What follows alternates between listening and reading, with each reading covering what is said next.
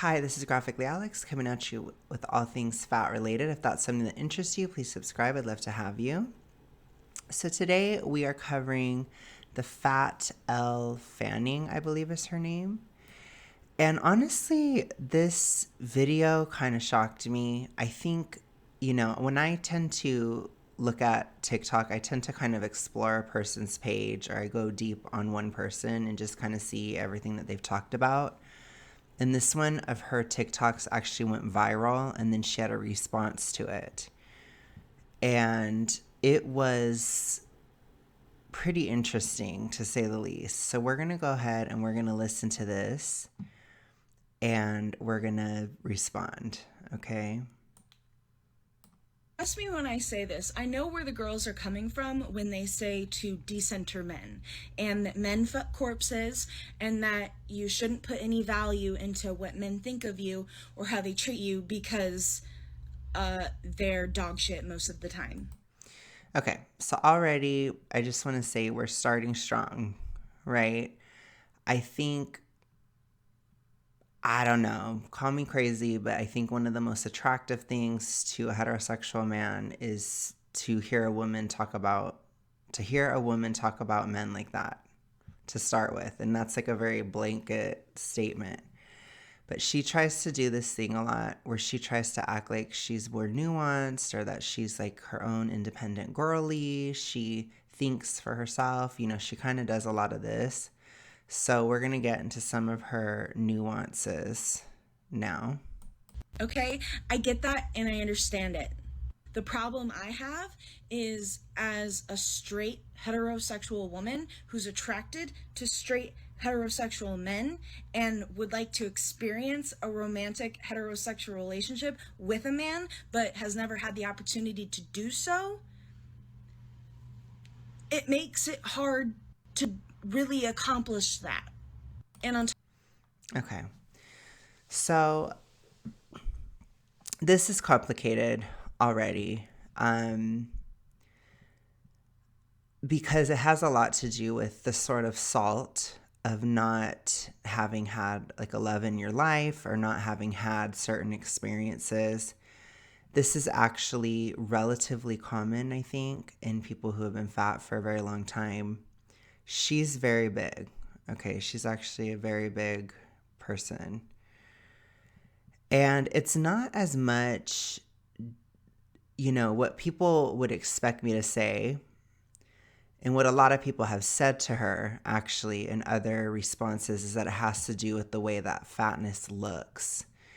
But I'll take it a step deeper. I think it has a lot more to do with how fat makes you think, and how fat makes you see partners, and how fat makes you see other people, and how being fat affects your empathy, especially at very, very big sizes. She's about 26. I was looking at some of her TikToks. Obviously, one of them, she was talking about health anxiety, which, I'm not going to sit here and diagnose her right now, but I will just say that for myself, around 25, I started to get worse hypothyroidism. And that hypothyroidism, one of the major symptoms of it is health anxiety, because it feels like a lot of different symptoms and it makes you anxious. That's like one of the most common symptoms of it. And, we talk a lot about it on the channel. Gotta always bring it up, right? Gotta stay on brand. But the thing is, I do think it's at play because she is so big. And so I think it does color her, the way she views things. And I know some of you guys have been really interested in when I talk about the mental health aspects of supermorbid obesity. And I think that this TikTok is a really interesting example of that. So she's basically trying to map out and figure out two conflicting things. One, she low-key doesn't like men, or she's bitter about not having had a man. And two, she wants a man. So it's a tricky situation. I think she's frustrated, possibly because of a reduced amount of options from being really big, and then also from maybe an inability to form a connection or a stable connection because of the mental health aspects of her obesity, which people, she would probably hate to hear me say that, but I do think that it's probably a major aspect. She's not doing super well.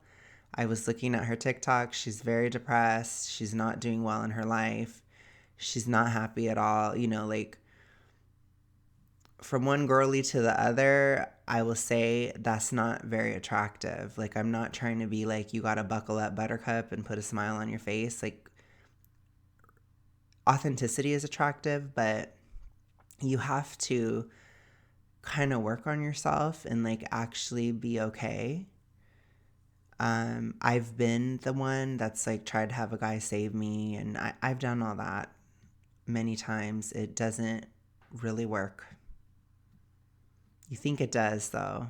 I thought it would at 21. I thought it would at 25. I thought it would, right? She probably thinks something similar, not necessarily consciously, but there's something to that. Like, I've felt this way before. I can relate to what she's saying. But in the end, you have to, at least, what I always tell girls or women, because they do tend to ask me for dating advice sometimes, and I do, I have kind of a shared perspective a bit, because I'm in between. I would never say I'm non-binary, because I'm not. No. But I am a little in between. I'm an extremely feminine man, so I can kind of understand both sides a lot of the time. And so what I tell girls is basically, when it comes to your happiness, you have to get yourself to at least 50%. Like, a guy would love to get you from 50 to 100, but no man wants to get you from 0 to 100. You got to be at least halfway there, right? And I don't think she is. So that's a major, major aspect to why she's having a problem. I'd say even more than being fat, or her looks or whatever. I think she's a pretty girl, that kind of thing. I'm sure there are a lot of guys that are attracted to her, but there's still that other element where she's extremely depressed, I think, or she has a lot of mental health issues. So let's continue. Trying to be gracious here, but we'll see how far I can go. We'll see how gracious I can be as this goes on. On top of that, I am force-fed content on and offline on a daily basis, seeing women who are truly valued and treated well by the men in their lives. And that makes me physically ill some of the time. Like, having content shoved down my throat of how some women are treated by the men in their lives and how valued they actually are, and knowing that no man in my life has ever actually liked me, like, at all, and has never valued me literally at all. It kind of does something to the psyche and your self-worth and your self-esteem, no matter how much self-confidence you have,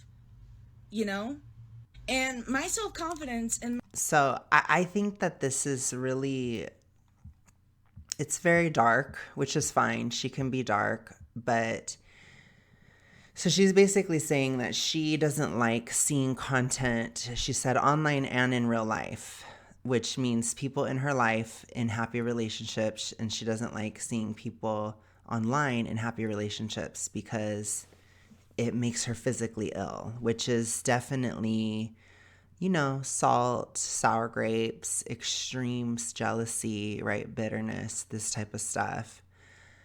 And again, like,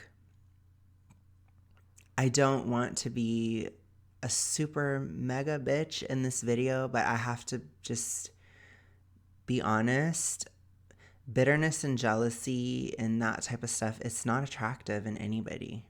It's very, very off-putting. And I understand it. I really, really do. Like, I honestly, there were so many years of my life where I was like her, particularly in my earlier 20s, or like, 23 to 25 especially. Those years of mine, I had the most salt you could ever imagine. I was probably way worse than she is even. I was so incredibly bitter during those years, and I had a lot of reasons for that.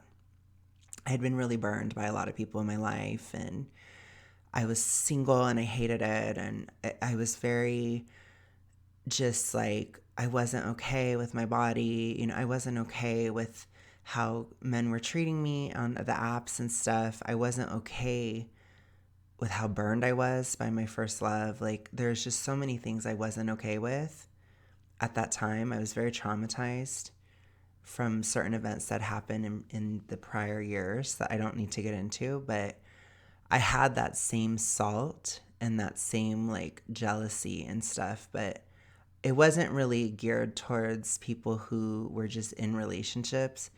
It was just geared towards like everything. I don't know. It's weird. It's hard to explain. But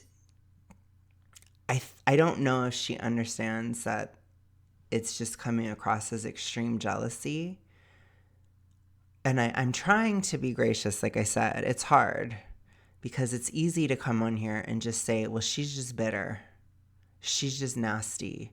She's just this. She's just that. But there is an element here that I feel I do have to bring attention to. And I feel like I have to try not to forget. Because sometimes as I lose weight, I just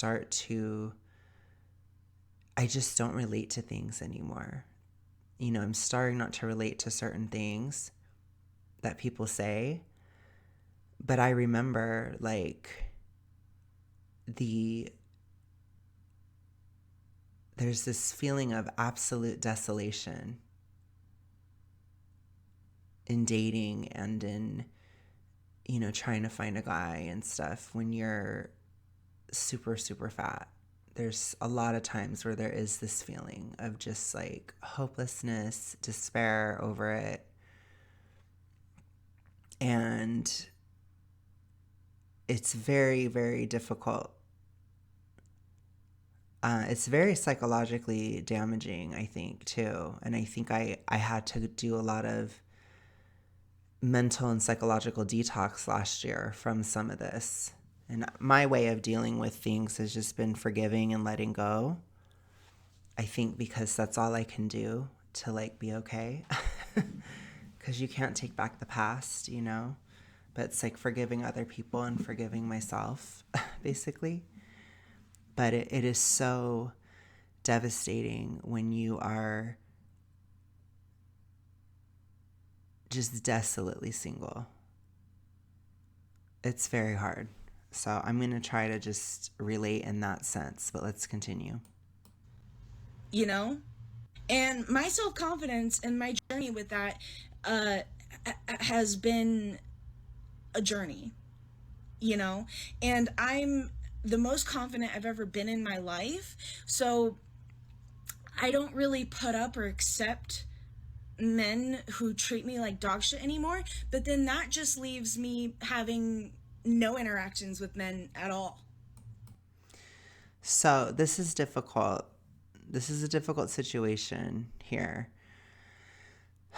I wish that she could, TikTok is obviously a very short style content. This is actually a longer video, but it's shorter in the sense that she can't really say what being treated like dog shit is.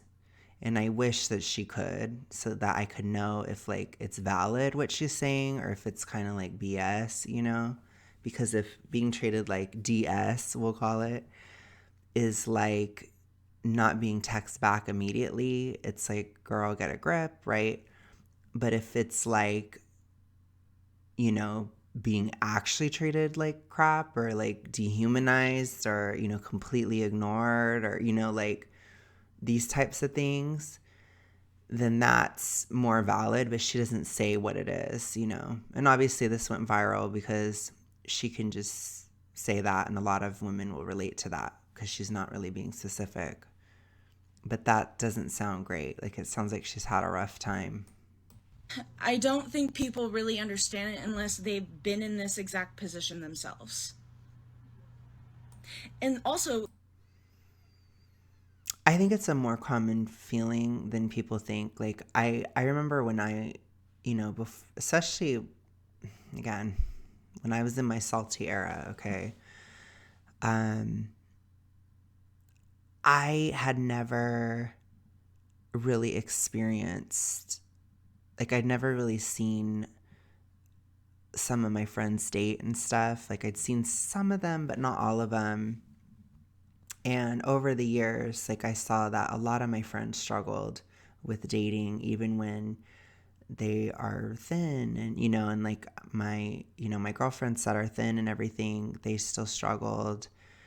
When I saw my best gay friend, like, he was in shape when I met him and stuff, and I saw some of how he was treated. I saw some of what he went through in the dating sphere, and it wasn't peaches and roses for thin people either. And I think it was really hard for me to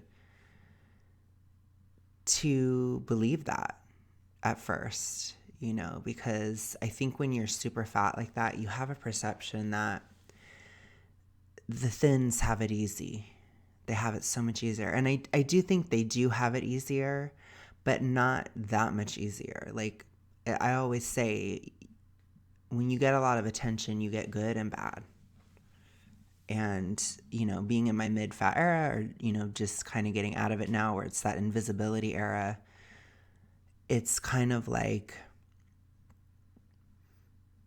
it's going to be interesting to start getting more of that negative attention, and I have gotten a little touch, just a touch, but I'm not talking about it or anything because I don't want to I'm not trying to bring attention to it, because I don't, I've learned that feeding into that is dumb, and it's better to focus on the positive, and there's so much more positive in that whole thing, and I care more about what you guys say, that are more positive, obviously, or productive especially.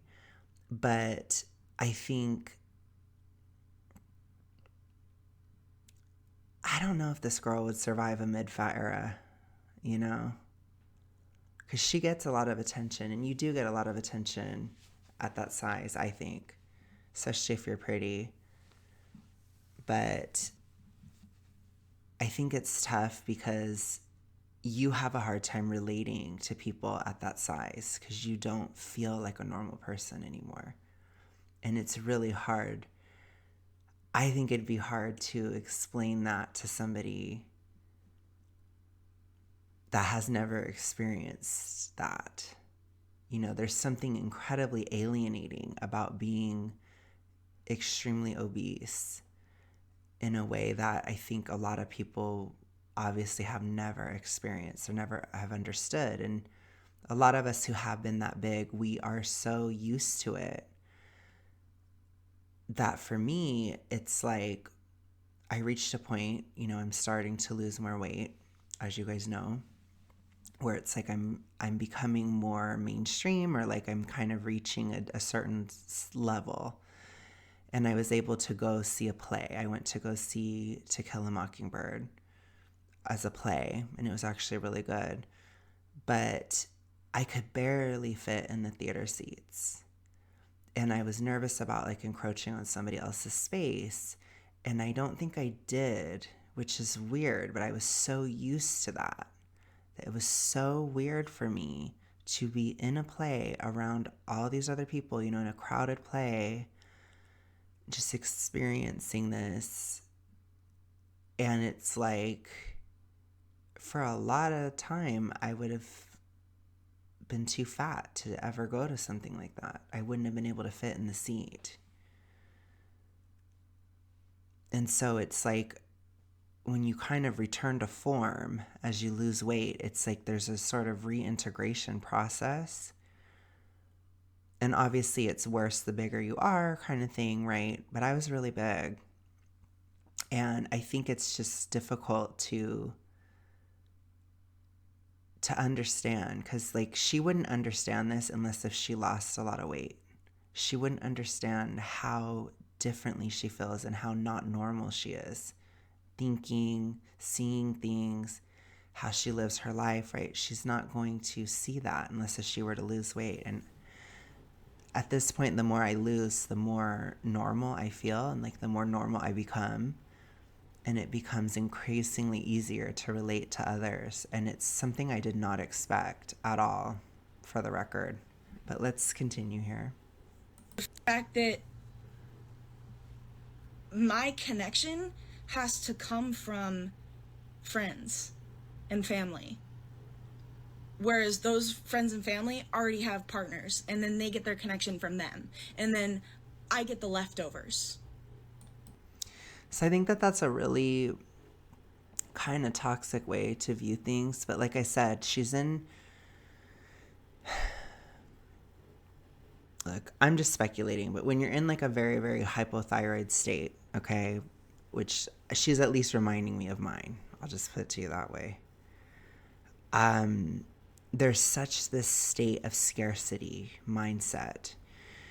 And I think a lot of people don't understand like how far that can go, where it's like even when you're being loved by your family and friends, you feel like you're getting the leftovers. You feel like you're unimportant. You're not getting this. You're not getting that. Like, and that is so not how love is. And that is so not, love is a renewable resource, right? It's not a, love is not a, what's the word? A finite resource, I guess. It's not limited. It's unlimited.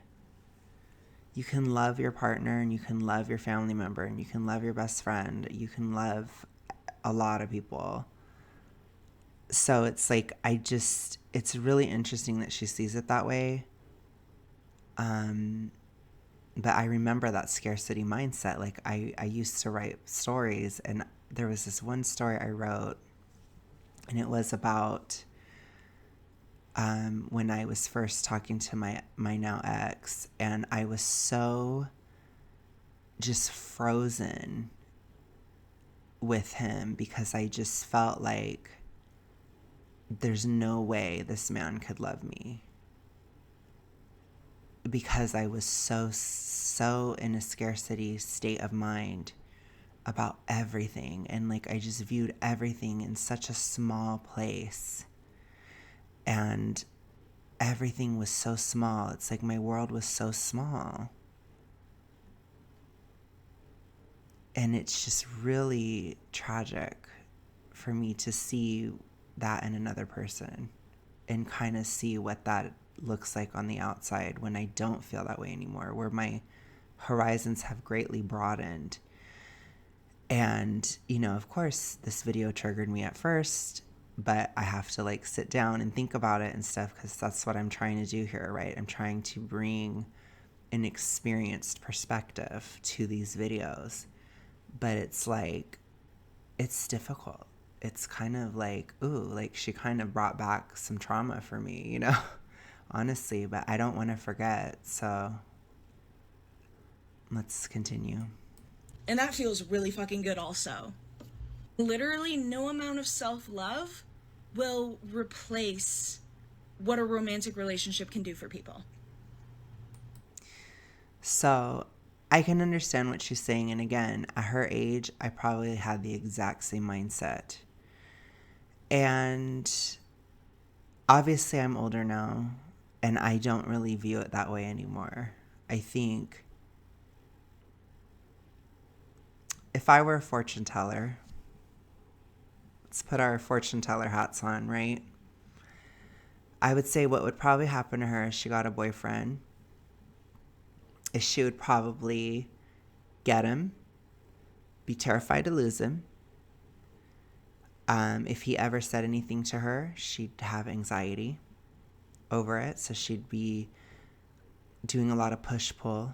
So like, I want you close to me, but also get away from me, right? And like making statements that cause distance.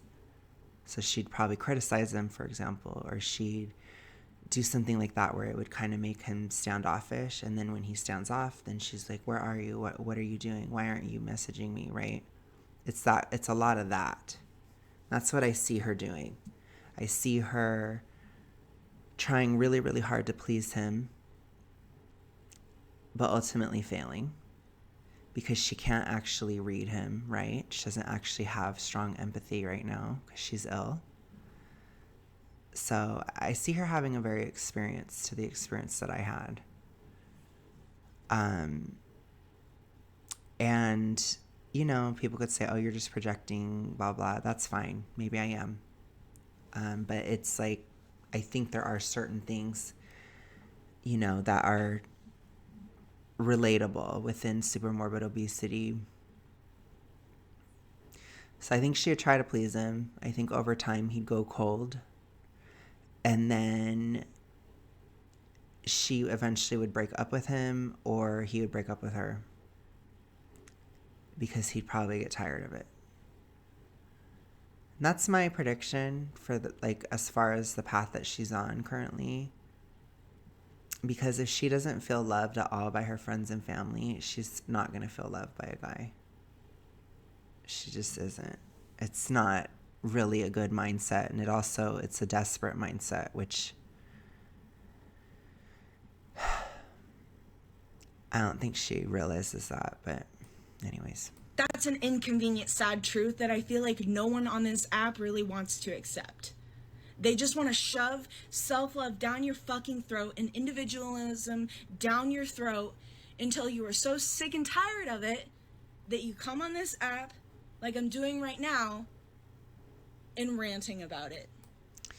Yeah, so I'm not like the biggest individualist person. Like I am, I guess, politically, but that's like a different conversation.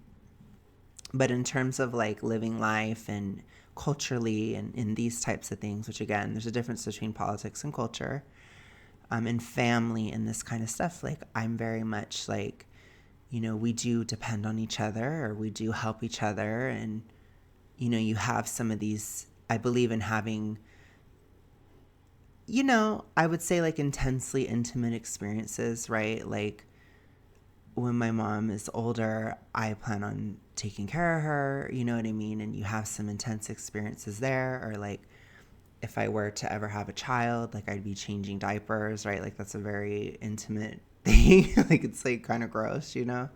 It's like those types of moments. Like obviously, you know, when you're dating and stuff like that, there's a lot of intimacy there too, but it's like love and intimacy and these types of things, like there's not like when you're really depending on people, or when you're not in that hyper individualist mindset, that's what we'll call it, where I'm self-sufficient and I'm just a corporate cog in a machine. When you don't live that way, it's like you have that sense of connection with others that's very deep. And I value that personally. I do. Like I want to be there for those types of things, or like I care about that stuff. Like when my grandma got a surgery, it's like I wanted to see her in the hospital. You know, when I've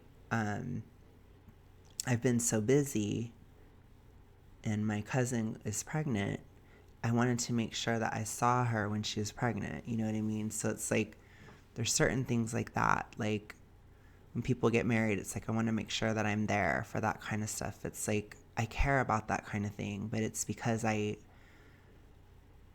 not this hyper individualist. So I understand her frustration with that type of thing. But I think you have to like, it's not always about you. I think the self-love thing, it can be hollow because I don't think we're necessarily designed to love ourselves into complete security or complete whatever. Like we're not, like we're a very social species. But it's like if you're not really being loving towards other people, or they're not being loving to you either, like if you're not really there, like if you're not on the phone with your girlfriend that just got dumped, hearing her cry and stuff, like if you're not there, then you're not going to feel connected to anybody. You know, like I've had a lot of experiences of deep connection with people because I value it and because I'm so feminine. So I can understand that for her as a woman, if she's not necessarily having these experiences as much, or if she can't fully process it, then it sucks. She feels alone. And that aloneness creates a desolation, you know, the desolation of super morbid obesity. It's like you're always, because you're in such a survival mode, you're always thinking about yourself. And it was so exhausting for me when it started to change. It's changed for me around 2022. I just had certain experiences where it was like, you know, one of my best friends, she went through a horrific breakup, very, very bad. And I was on the phone with her for hours every day. And I was strong at that time. I was strong in 2022. I wasn't last year. I couldn't have handled it last year because it was a lot. But it was like, I'm really glad that I could do that. And I'm really glad I was there. And it really, really bonded us a lot. And I just think you just can't experience things like that as well when you're so big because of how it affects you mentally. And it does, I don't know, I guess seeing her act this way, it kind of makes me feel grateful that I'm not that way anymore. Like, I remember I was talking to my gay friend, you know, my best gay friend, and I was just talking about like one of his exes in 2019. And we were just, you know, talking about reminiscing, right? This type of thing. And he had gone on a trip. He like traveled abroad to see this person. This person was from a different country that he was dating.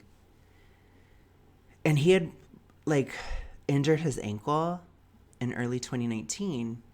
And my gay friend, you know, my best gay friend, he is very like fitness oriented. I'm going to actually have him on the channel soon.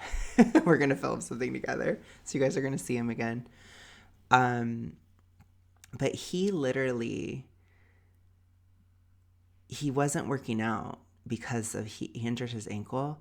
And when he went on a trip, he ate like a hog. And so basically he came to visit me right after that trip, and I did not even notice how fat he had gotten. I didn't even notice it. Like, we were literally talking, and I was just like wanting to tell him about all my drama. And he was literally doing sit-ups and push-ups in the hotel room because he was like so horrified at how fat he was. It wasn't like drastically fat or anything, but it was like he had put on some weight, and he's very vain. So he was like, oh my gosh, I cannot even believe this, you know, and he just started doing sit-ups and push-ups, and he's like, I need to work out. Like, and I was like, okay. And I was just like eating Peeps. I was taking a break from keto. Keto did wonderful things for my brain. But the point is, I never noticed how fat he was at that time until 2022, when I was getting out of that selfishness, you know, or lack of empathy phase or whatever of hypo. And I saw a picture of him with his ex, and I literally was like, oh my God, you look so fat. And he was like, hello, duh. Why do you think I was doing push-ups in the freaking room? And I was like, how did I didn't even notice it. I didn't even see it. And it was just such this weird revelation to me of how I lacked such empathy before when I was so ill, that I couldn't even notice that my best friend had put on weight like that. And he was horrified by it at the time, and I didn't even notice it. So it's like that desolation, man. It is brutal.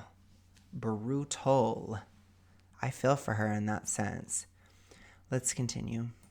I just would love for a man to see me as the person that I really am, rather than what I can provide for him. Okay, so this I think is a little bit of a projection. I'm not trying to make extreme judgments, but I'm not trying to offend anybody, but we'll just talk about it this way, okay? So oftentimes, if you think of like the feminist type of gripes or, complaints about men, they'll say like, a man only wants what he can get out of me. That's actually how a lot of women act towards men. And it's the same thing. So to be fair, I'm going to say one against the men too.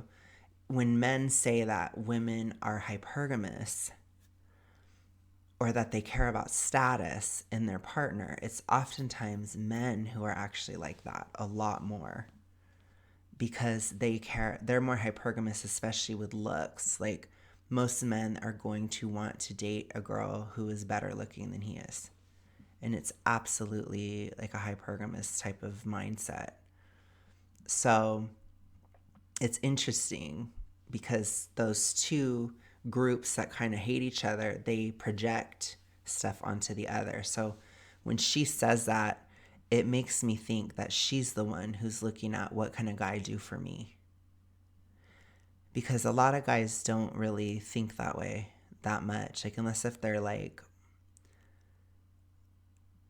I don't know, total loser. I know that that's horrible to say, but I'm just going to be honest. Unless if they're like an extreme loser, if they cannot, they're not self-sufficient at all, like, these types of guys, which those do exist. But a normal guy, they don't really think of it that way, typically. They might, like, with certain things, like, like, oh, I want to have a child or something, right? Like, that's obviously something they need a woman for, right? Or I want a mother for my kids, or I want, there's certain things that a man cannot do that a woman can do, and vice versa, obviously. But it's like there's that type of mindset that guys have, but it's not like most guys aren't expecting a woman to like take care of everything for him. Unless, like I said, they're kind of a little bit of a loser, right? It was interesting to hear that. Let's continue. Because I realize that's why a lot of women are in romantic relationships and partnerships with men, is that they have this currency that they can provide for men, this social status. And because I'm not skinny, I can't give that to them. So they don't take the time to see me as a real person. So this is interesting because I understand what she's saying here, and I actually do think this is true.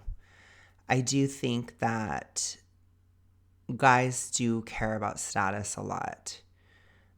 This is like a big thing that I didn't even really realize until, again, like I went into my empathy era in 2022, right?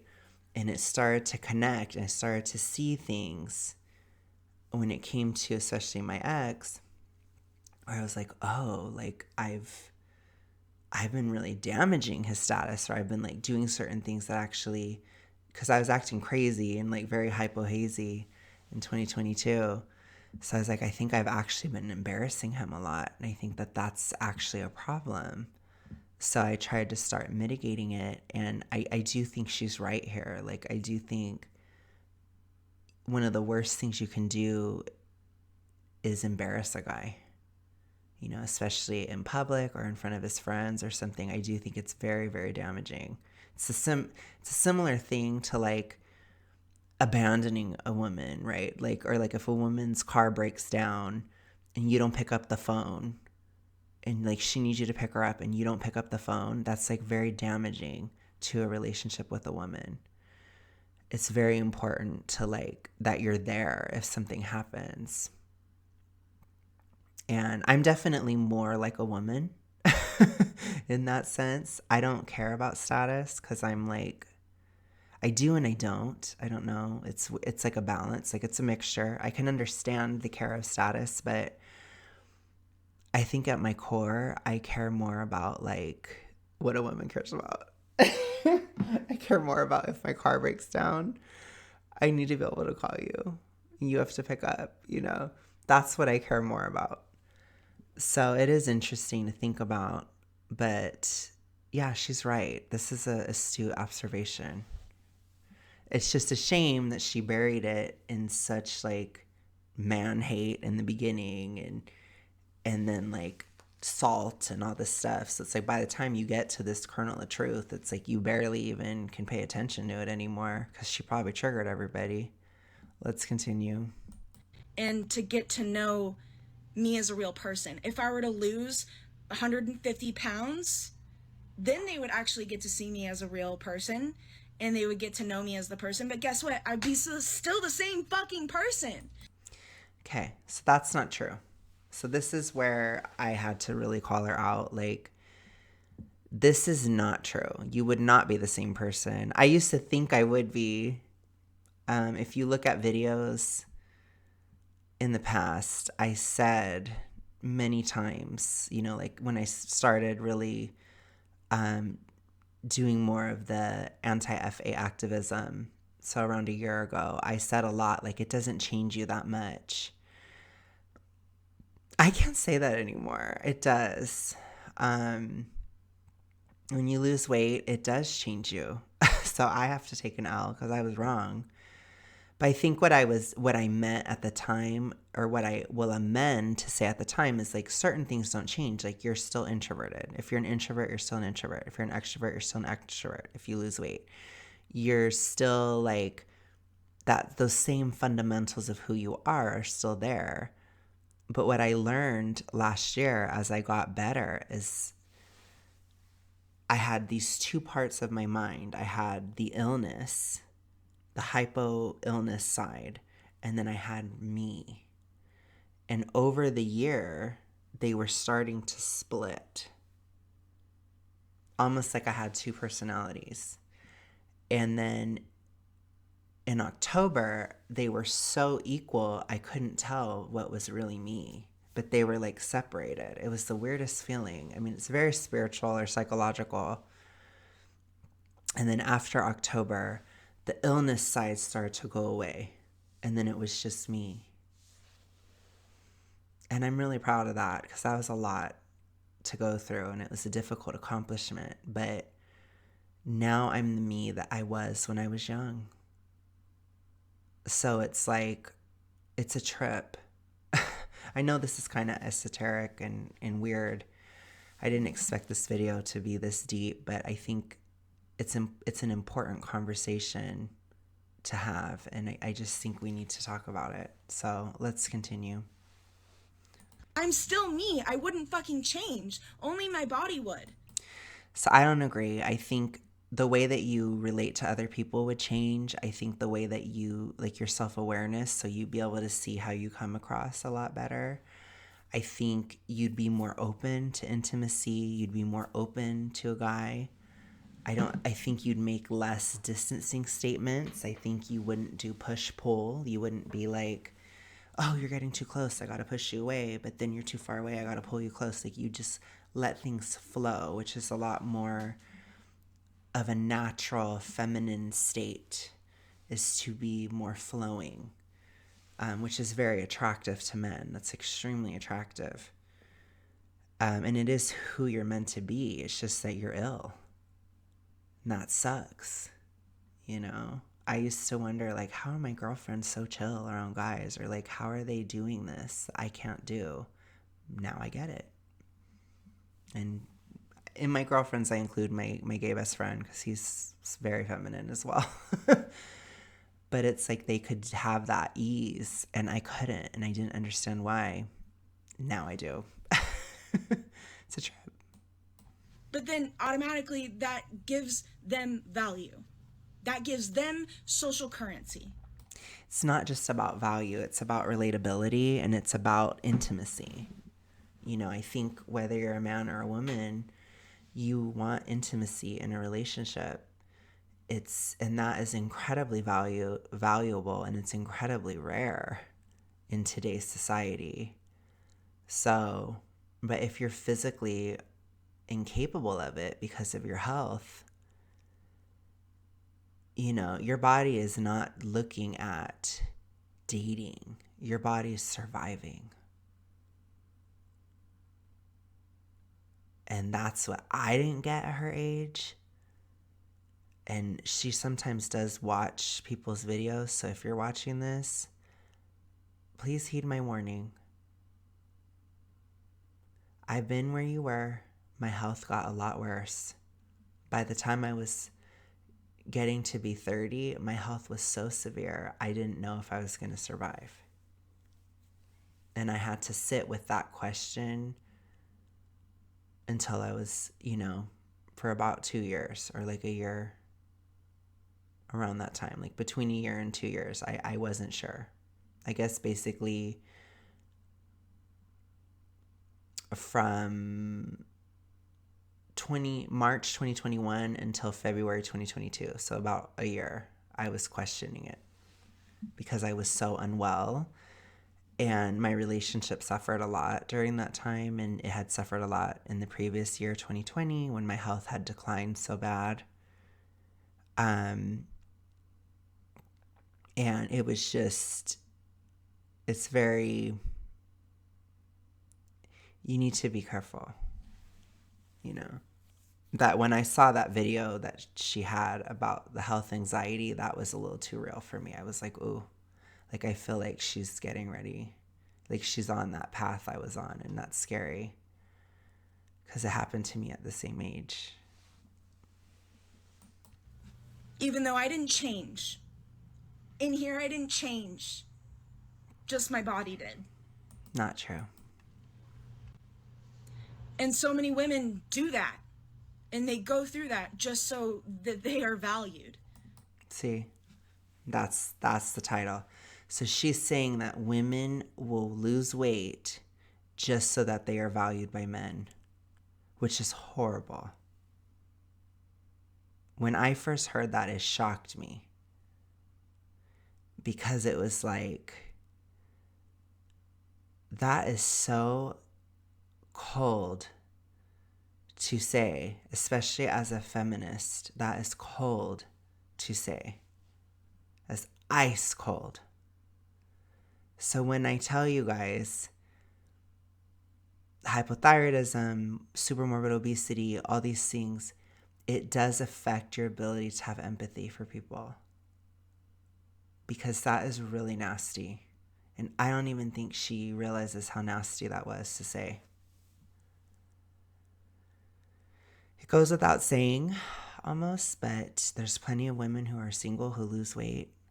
There's plenty of women who are not interested in dating men, who are either, not interested in dating at all, or are lesbian or whatever, that lose weight.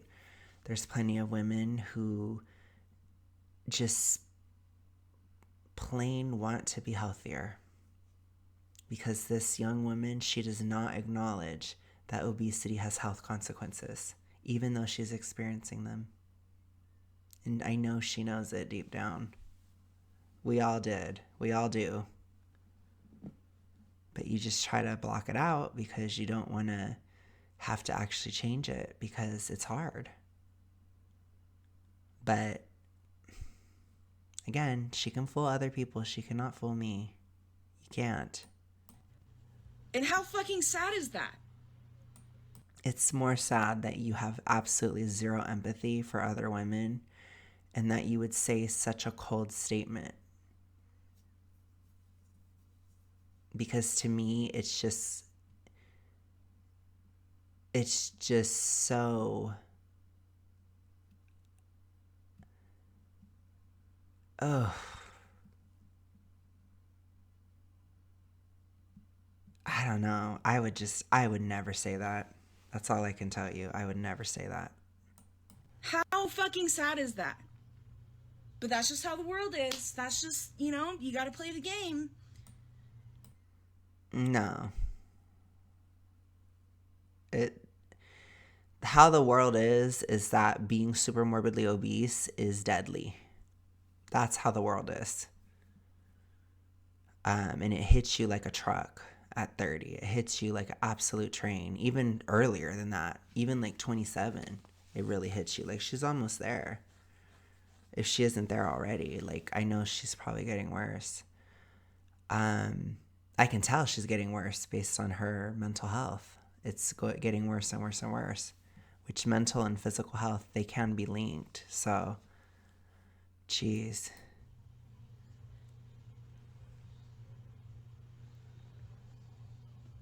I think what's more important than dating is your health. I think taking care of yourself, you don't have to just dive into self-love every second of every day, but you do have to love yourself enough to take care of yourself, because it's just, there's nothing wrong with wanting a date. There's nothing wrong with wanting a guy. There's nothing wrong with any of that, but it's so much more important to be healthy as you can be, because without your health, you can't really accomplish anything. This poor girl, she was talking about her financial problems that she's having. In one of her videos, she talked about, she's having a hard time getting a job. She's having a hard time with she's just surviving every day, like very, very not doing well. And I feel it. I understand. But your health is a major contributing factor to your overall malaise and your overall feeling of despair and desolation. Let's continue. Okay. So this was like made in response to the other one. So I haven't actually finished, like, I didn't actually watch this whole one. I wanted to kind of go into it more, raw, I guess. It's kind of a weird choice to say, but I'm getting a little tired, but I wanted to have a more reaction to this one. So let's see what she says here. An aspect of that video I posted a couple weeks ago that went viral, the one that I wanted to touch on, when I said that, like, seeing women be, like, loved and valued made me, like, physically ill some of the time. And there was a lot of people that had, like, a lot of really mean things to say about that to me, just calling me bitter or, like... I just think salty. It's salt. Being really mean about it. It's not that, like, I'm angry at women for being loved. Where I was coming from on that was, like, it's more of like a melancholy type of thing where, like, you feel it in your chest and you just feel this, like, heaviness and this, like, kind of like sourness, like, inside your... It's jealousy, envy, like this physical feeling. There's an aspect of jealousy, I think, but then also there's this other aspect of, like, wanting that for yourself, but you've never experienced it before. Desolation. Yeah, it's very sad.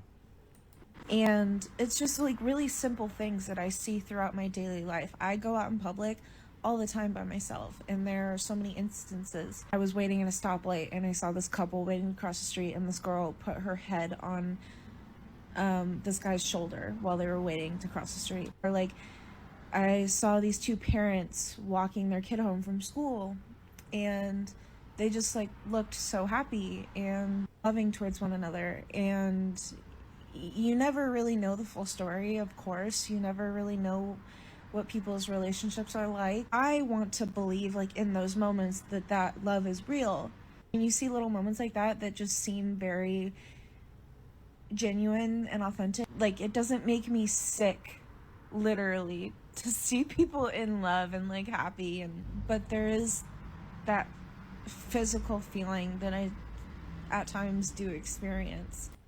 I think it's that same tension I was talking about earlier, where I feel like with her, there's the real her. The real her is a little bit more bubbly. Like I've seen her flirt with guys and stuff. She has like a real optimism in her and like a bubbly quality when she's able to, be more authentically herself. And then I think when her hormones shift or when she's going through something physically because she's so sick and so deathly ill, I'm sorry, I have to say, then the illness side takes over, and that's where that like envy and like that control and why do they have it and why do I not and why this and this feeling in her chest and this like, because that's how the hypo me felt. It was this very like, I need to have control. I need control. That, and it's like grasping for control. Whereas like the other, like my actual self is extremely like go with the flow and like it doesn't matter. And like, I remember I had this realization of like, with my ex, there were so many times in our relationship where the illness side of me needed him to be something for me. And I think he felt that pressure. And I think I applied that pressure. And I had this realization as I was becoming less ill. This was back in October, really crazy month for me. That was like a major month. But in October, I had this realization. I was like, that wasn't me. That was my illness. And when I got in touch with me throughout my identity crisis I was having at the time, you guys can see why, right? It's pretty intense. I realized that I just loved him. I didn't need him to be anything for me because it didn't matter. Because it's like you love the essence of a person. Even now with us being done and all that, I think when you really love somebody, it's unconditional. And even if it involves us not being together, I still will always have that love for him because the true me always loved him. And it's like you just, it's unconditional. Like love is not conditional, right? In that sense. And I just loved the essence of who he was. And I don't think I will ever, ever enter into a relationship with a guy again. And I need to be clear, like we are broken up, okay? I haven't talked to him in almost a year. Like it was no contact, full blown. That's the way he wanted it, which is fine. I mean, I respect everything in that sense. It's fine. So I just want to be clear, just putting that out there. But it gets over, But it's like after that moment in October, I just realized I'm never gonna enter into a relationship feeling as though I need a guy to be something for me because that wasn't me. That was my illness. It's like my illness needed him to be something for me for survival or something. Like it's very weird. I don't understand it completely. But it's toxic. Whether you're a man or a woman, you shouldn't. It's like you have to allow the other person to be who they are. Does that make sense? So, I mean, I think I learned a lot. I learned a lot post breakup. Honestly, it's kind of crazy how much I learned because I reflected on it so much, which I think is really common. But it's like, and then having the physical recovery at the same time and being able to relate to everybody in my life more, even better, like I don't fight all the time anymore. And I'm just at peace with people in my life. And it's like, wow, I never thought I would get here. So I don't know, some of it is definitely growing up, but a lot of it is the physical illness too. And for me, that growing up and physical illness, that, healing from it, it's so overlapped. That's hard to separate it sometimes, but it's just interesting to think about, I guess. When I see like really, sweet loving moments like that, and I just know that I've never really experienced that for myself, or like the things that I have experienced are just so like tainted with the bad, and it's like I can't really appreciate those moments for what they were, because it's just every experience I've had with a man has just been so like broken and so disappointing. Anyway, yeah. Yeah, I'm sure. I don't mean to say this to be mean, but I'm pretty sure that the feeling is probably mutual for those men. You know, I think it's really difficult to make something work when you're very ill. It's extremely hard. And I don't judge you for that. I don't judge people in general for stuff like that, but it's like I certainly wouldn't judge her because I've made so many mistakes in dating and love and that kind of thing. I mean, it was bad, you know, being hypo like that. It was horrible for my relationship. So, but it does give me a lot of hope for the next one, you know, which is why I don't want to, you know, why I'm having my kind of choosing to be single era. Like, it's not that I'm closed off to it. It's just that I'm not going to pursue it because I need to pursue my goals right now. You know, my main goals are my YouTube and my weight loss this year. Those are my two goals, with my weight loss firmly in number one, by the way, as you guys know all too well when I step away because I'm like struggling. But hopefully no more this year. But anyways, you guys, thank you so much for watching. This was really long and really emotional and deep. I don't know how you guys are going to take it, but I have a lot of girlies in my audience, so I know some of the girlies will appreciate it. But let me know what you guys think. I'm really interested in what you guys think about this topic, the inability to connect. I wonder if anybody else experienced something like that. If you've lost a lot of weight, let me know. Like, how did it change your relationships with other people? It might help me reflect and consider what's happening to me now. Honestly, I know that's crazy to say, but um anyways, you guys, I hope you enjoyed it. I'll talk soon. We'll be back. I'm gonna film with my friend tomorrow, so that will be coming. Thank you guys so much. Peace.